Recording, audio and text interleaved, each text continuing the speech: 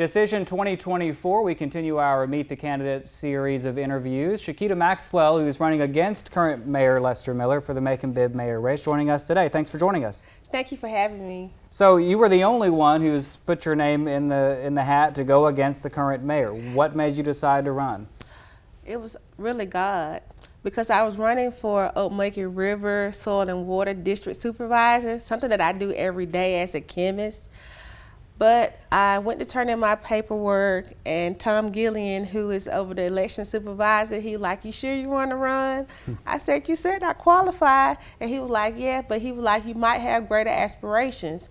So I didn't think nothing of it. Now on February 29th, which evidently was a leap year, you know, me and God had a conversation. And I said, "Is it more that you want me to do, or I can just stay the course?" And he was like, "No, what about mayor?" And I was like mayor, that's a lot of responsibility. I have my children, I'm a single parent. So what do? You trust God and you keep going. Like the next day I went and signed my intent to run for mayor. I had to withdraw from Macon-Bibb River, but ever since then, it's been all gas, no brakes. Because when God sends you on an assignment, you don't say no.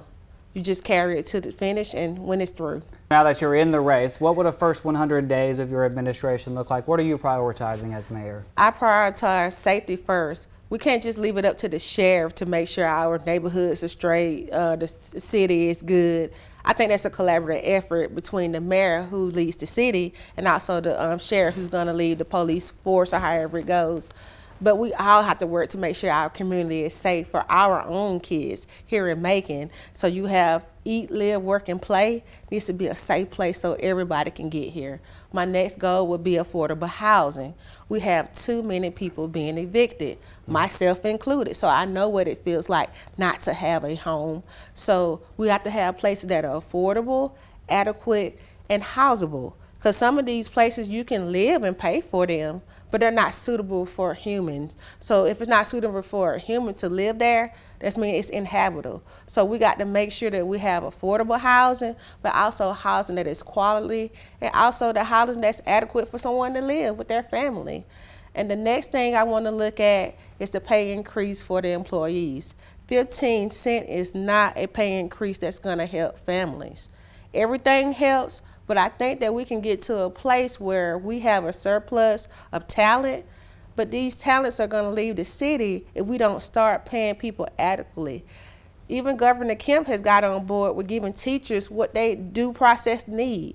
So what about the city employees who work every single day? What about their families? Putting food on the table, make a decision between rent, going to work, or medicine.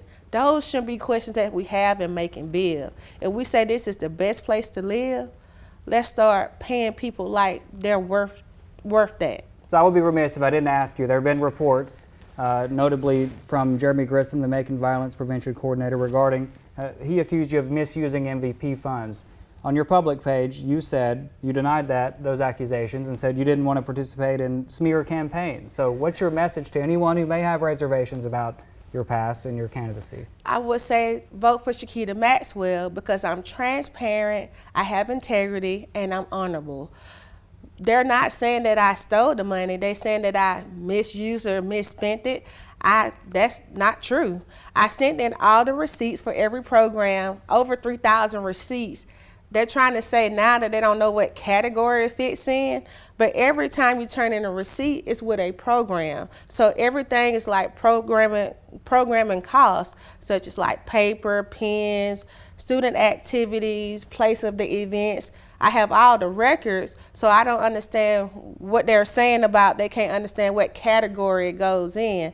All you have to do is look at the receipt. And some of the receipts I turned in, they're numbered by the program, but they also handwritten on here.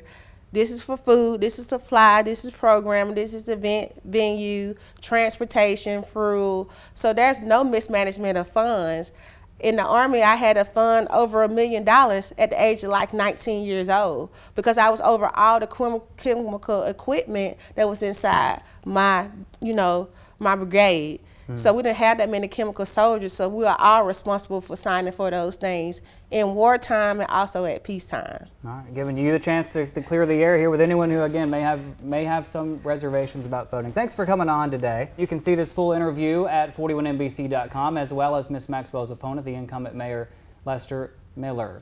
Early voting starts Monday, April 29th. Election Day is Tuesday, May 21st. And don't forget to vote Maxwell for mayor.